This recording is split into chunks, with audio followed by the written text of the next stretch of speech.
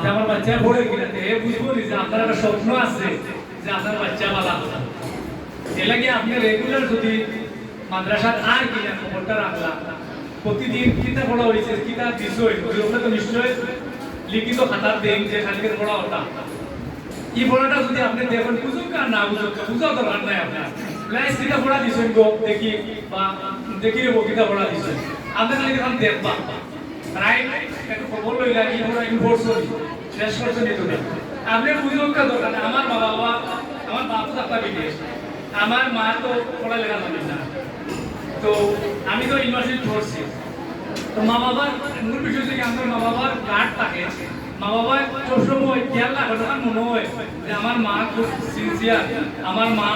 খুব খবর রাখে, আমার বাবা খুব পেরেশানি করা, এই বিষয়টা বাচ্চাকে বুঝাইতে হয়।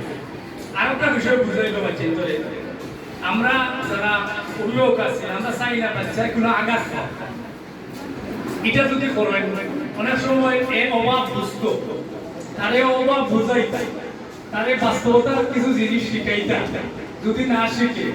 আমরা মনে করি যে আমার যে বাচ্চাগুলো স্কুলে তার মাস্টার যান এ আর কোনো কষ্ট কামও যাইতো না না তারেও পর্যন্ত আপনি যদি শেখা মারা যায় মাঝে মাঝে লোকে নিবা এও বিরোধ বাস্তবতা এর লাগি বাচ্চাইন্তরে বাস্তবতা বুঝাইতে হইবে, নতুবা আপনি দৌড়াই পর্যন্ত কই কিলা হইয়া উদাহরণ এটা আমার বেলায় আমি কিতা করি আর আমার বেলায় কিতা আমি কিতা করি আমার বাচ্চারে কোন দিকে যাইতো আর আগে কোন দিকে যাবে আমরা তো বুঝাইতে পারছি না, এর লাগি বাচ্চারে বুঝাইতে আর আরেকটা মেসেজ আমি দিতাম যে আমরা সমাজও বর্তমানে অনৈতিকতার একটা ছড়াছড়ি বেশি, আমরা যদি জনপ্রতিনিধি দিকে আসে অনেক অপরাধমূলক বেশি কাজগুলো আমরা গেছে আমি মনে করি আমরা অভিভাবক করা নিশ্চয়ই মা বাবা জেলা চলবে। আমি দেখছি আমার বাচ্চা আমার ছেলে আমি একটা রুটি কিলা সকালে সিরিয়া খাই এটাও কিন্তু হে ফলো করে, হেও দেখছি যে সেম ইয়ে করে বাচ্চারা মা বাবারে ফলো করে এবং মা বাবা কিলা চলরা আপনার আচরণ কি আপনি মোবাইলে সারাদিন মায়ের সফর দিদানি আপনি মোবাইল মিস ইউজ করানি ভুল হতে কোনো ইউজ করানি এটা বাচ্চার বুঝে আপনি বুঝুন না বুঝুন এর লাগি আমরা চরিত্র যদি আমরা সুন্দর না করি আমার বাচ্চার চরিত্র সুন্দর হইত না, এর লাগি আমি মনে করবো যে আমরা প্রত্যেকে সতর্ক হইতে হবে। আমি বলে ঠিক আছে আল্লাহ রসুল হযরত মুহাম্মদ রাসূলুল্লাহ সাল্লাল্লাহু আলাইহি ওয়াসাল্লাম একজন মায়ের মধু খাওয়ার লাগে আইসার পরামর্শ আল্লাহ রসুলের সময় দিয়েছিল দেয়া হয়েছে, আমি বলে বাদ দেই পরে দিন পরদিন ভাঙ্গিয়া হয়েছে কিন্তু বলে হয়েছিল। তো এটার মূল বিষয় হচ্ছে কি আমি যে কথা হইব এটা যদি আমার আমল না থাকে এই বাচ্চাদের উপরেও আমার ইয়ের উপরেও কি এটা ফোর্স যার কারণে আমরা প্রত্যেকটা কাজ আদর্শ আমি বালা কাজ করতাম আমার বাচ্চা বড় হয়ে গেছে আমার ফলো করে আমি হয়তো অতীতে ভুল করছি আমার এই জায়গা থেকে ঘুরে আইতে হইব, আমি আমার সুন্দর করতে হইব, আমার জীবন সুন্দর করতে বাচ্চাদেরও জীবন সুন্দর করতে হবে। লাগি মার ভূমিকাটা সবচেয়ে বেশি গুরুত্বপূর্ণ। মা কথা গাইছে বিনীত অনুরোধ আমরা মেয়েরা স্টুডেন্ট বেশি মেয়েদের উদ্দেশ্য আমাদের মেসেজ দেই যে নেপোলিয়ন হয়েছেন একজন আদর্শ শিক্ষিত মাদেও আমি একটা আদর্শ জাতি এবং আল্লাহ তো কোরআনের পয়লা ভাষা হইল কিয়া আল্লাহ রাসূলের দিছেন কিটা দিয়া পড়া যায় ইকরা বিসমি রাব্বিকাল লাযী খালাক।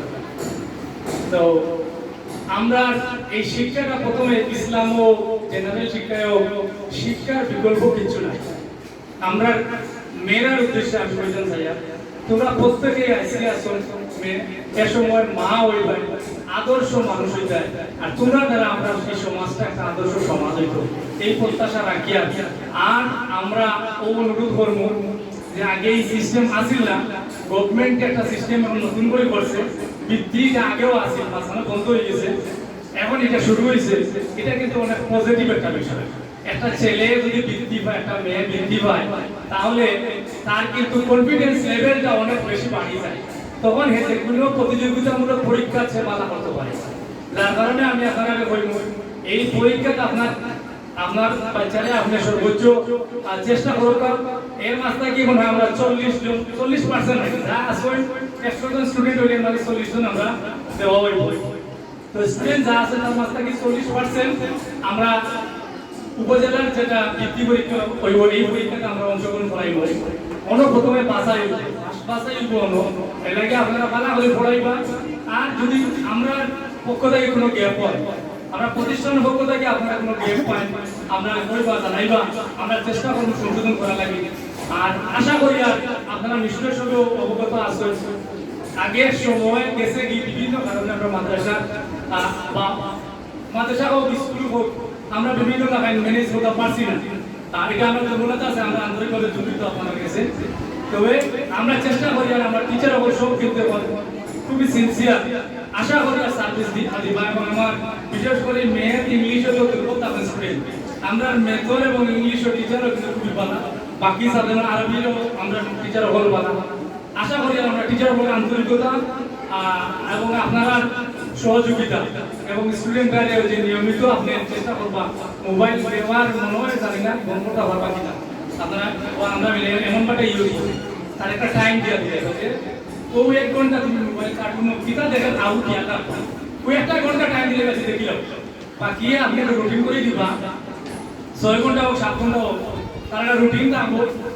সাপ্তাহিক একটা রুটিন বাড়ি পড়া লাগে, মাদ্রাসা তো আলাদা আছে, বাড়ি পড়া লাগে একটা রুটিন করছে কিনা আপনার দেখবা। আর প্রতিটা সাবজেক্ট ঠিক মতো আর কিনা এটা মনে হয় তার বাড়ির রুটিনটা আমি অনুরোধ করবো আমরা শিক্ষক মহোদয় বলে যে যদি বাড়ির পড়া রুটিনটা পাচ্ছেন তো আপনারা চেক করে একটা সিগনেচার দিয়ে দিলেন, অভিভাবক একটা সিগনেচার লইলেন যে বাড়ির পড়া,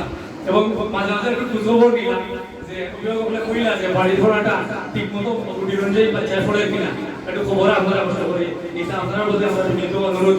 আর আমরা আশা করবো এইবার বৃত্তি পরীক্ষা আমরা মাদ্রাসা থেকে আপনারা ঐকান্তিক তত্ত্বাবধানে আমরা একটা ভালো রেজাল্ট আমরা আশা করবো, আপনার প্রতি বিনীত অনুরোধ আমরা শিক্ষক মহোদয়ের প্রতি।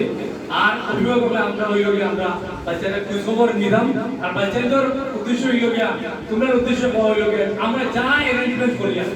এই যে গভর্নমেন্টের টাকা দিয়ে এই মাদ্রাসা এলাকার মানুষের টাকা দিয়া সব তার পরের উদ্দেশ্য হয়েছে গিয়া তোমরা একটা বালা জায়গা তোমার অবস্থান রেডি করতে। এখন এই ক্ষেত্রে আমরা পক্ষ থেকে তোমরা সর্বাত্মক সহযোগিতা পাইবে, কিন্তু তোমরা পড়া ছাড়া বিকল্প নাই, খাস করতে হইব তোমরা। আমরা বাকি সবটা রেডি করে দিব, কিন্তু খাস তোমরা করতে হইব, তোমরা পড়তে হইব, না পড়লে কিন্তু আমরা কিছু করতে পারতাম না। এর লাগে তোমরা প্রতি আমরা অনুরোধ রাখবো যে তোমরা নিয়মিত রুটিন করবা এবং ভালো একটা রেজাল্ট আমরা আনিয়ে দিবাই, এবং এই রেজাল্টের মাধ্যমে তুমি তোমার আগামী দিনের ভবিষ্যতে তুমি সুন্দর করবে। আর আমরা মাদ্রাসারও মুখ উজ্জ্বল হইব। আমরা সবার লাগে দোয়া করব, সবার সুস্বাস্থ্য মঙ্গল কামনা করি আমি। আর এই পর্যন্ত আমার কথা শেষ করলাম। আসসালামু আলাইকুম ওয়া রাহমাতুল্লাহ।